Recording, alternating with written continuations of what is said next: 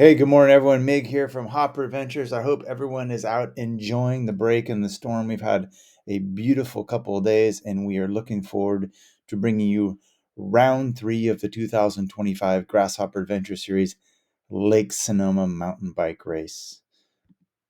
The objective of this video is to go over specifically the course, as you will be sent a rider packet that will contain all the essential information that you need to know. So please do make sure to go over the rider packet and stay tuned in this video as we go over some of the details of the event.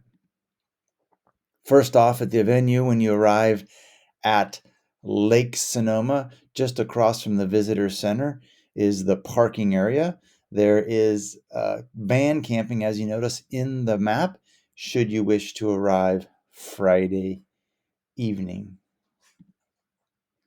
Long course map. This beautiful map made by Greg Plum will help you get a sense of where you are. As we mentioned, we're not doing the long course around the south end of the lake due to high water and slides. This is a fantastic course that we have put together for you. To take a couple minutes to just let you guys know, following my cursor. So we all start out together here going up Rock Pile Road, where we enter Little Flat into the single track. So traditionally, this is a bottleneck. There's plenty of climbing for things to spread out. But it is, for those of you who are competing for top spots, important to enter in good position on this single track. The first mile or two of the single track, there's 3 or 4 spots that I would anticipate on the first lap that'll be very difficult to clean if you don't have time and space to get into the sections on your own. So please read the riders ahead of you, and if it makes more sense, just to stop off and remember, if you ain't hiking, you ain't mountain biking. This is a proper, challenging World Cup type mountain bike course. We will do as in years past, climb up almost to Rock Pile Road, and then we'll take this little bit of single track. So careful, there's a road crossing here before heading down to Wolfo and Serpentine. The one feed zone is going to be right here. It's a little early for the long course. It's at mile, I believe, 8. And then there will be a second feed zone for people doing the long course as they finish their first lap. We'll have an image of that coming up. Folks doing the short course are going to do the exact same lap as everyone doing the long course. We start out the same. We enter the single track the same. You have this one feed zone here at the top of Madrone Point before descending down to Rancheria, and you will finish here just near the parking where people leave their trailers if they're launching their boats from the public boat dock. On course, you will see the following symbols and signs, thanks to our generous sponsors, Signorama, for this: arrows, caution, wrong way, and bikes crossing. There are 2 spots on the course where you'll be crossing Rock Pile Road. We will have signs, but there are vehicles out there moving. So when you see those, please pause, stop, and make sure the course is clear. The first time you'll cross is at mile 6.7. You come on the single track here and you cross Rock Pile Road. So careful for cars. We head down near Liberty Glen after crossing Rock Pile, and there will be a feed zone at the top here. This is where the mechanics from NorCal Trailhouse Bike Peddler are going to be there. If you wish to leave a bottle, you can do so for them near the registration, and they will have them set out for you. Otherwise, top off with scratch, goo, or other nutrition.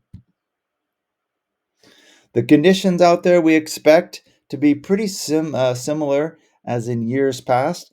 The spots that are wet will tend to be a little bit wet. There are some rutted sections. We did spend close to 100 hours working on trails, but that was just dealing with some of the major damage. So you do need to ride with caution. And remember, when it is sketchy, we will have caution signs for you. We do expect, with several days with no rain, that the course is going to be looking really, really good for the most part. This section here on Rancheria between Wolflow, we spent a bunch of time with Redwood Trail Alliance to fill the ruts with rocks. It's still a challenging section, but you shouldn't have particularly dangerous sections, especially we've made sure to have a good line of sight. So anyways, thanks to the folks at RTA, and we hope you enjoy the improvements.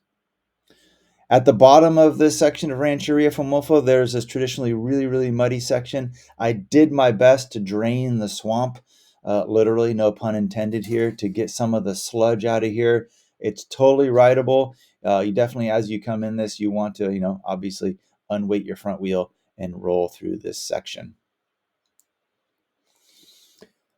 This image depicts where you see the checkered flags. This is where the short course will end on lap 1. Those doing the long course will turn left and continue for a second lap. And here's the section where you're going to cross Rockpile Road, so proceed with caution. This is an image of what it looks like here where the checkered flag was. So as I was showing right here, this is an image, right? So those who are finishing will just continue straight right here, where we'll have some scratch recovery, some drinks for you guys. You can hang out here, and then you'll go left for the second lap. Tara and Aaron are doing the timing today for this event using Race Splitter. So make sure that we can see your numbers. You may need to shout them out if they're muddy. So we'll be entering them on the computer and also writing them down. Those doing the long course, after you cross the finish/second lap down here, you'll cross Rockpile, and here at Little Flat, there will be a feed zone. So this is where you can stop, grab a quick snack, fill your bottle, and head out for lap 2. So lap 2, the beginning of it is the same as the first lap, with the exception of once you cross Rockpile Road up at the top and you descend down, the green indicates what you do for the first lap. You come down here, and instead of going towards Borscat, you turn right and head down towards Liberty Glen. Lap 2, you continue through this intersection, you do this short climb, and you do a left on Borscat Loop, where you'll follow Borscat all the way around until you get to Bummer and descend down and finish where we did end of lap 1. Again, please remember that when I put up the caution signs, those are me, and we mean it. It may either mean particularly challenging section with roots or ruts, but when we put them, please keep in mind that we mean it. Thanks again to our amazing sponsors, Enduro Bearings. Don't forget that the 2 riders to cross the finish line closest to 2 p.m., but not afterwards, will win a new bottom bracket. And special thanks to all of our sponsors out there: Sinorama, Sportful, Bicycle Law, Black Oak Coffee Roasters. Don't forget they'll be there in the morning with fresh coffee. Arnott Roberts with wine on the podium. Aha Bike Racks, Enduro Bearings, Clean Canteen with our prizes. Scratch Nutrition, some Bitch and Sauce, Yerba Mate, Burley, which we super need for marking the course, Goo, Muck Off Movement, and Best Day Brewing. So we'll see you out there Saturday morning, and hope you guys have a great last week, part of the few of the days of the week, and rubber side down.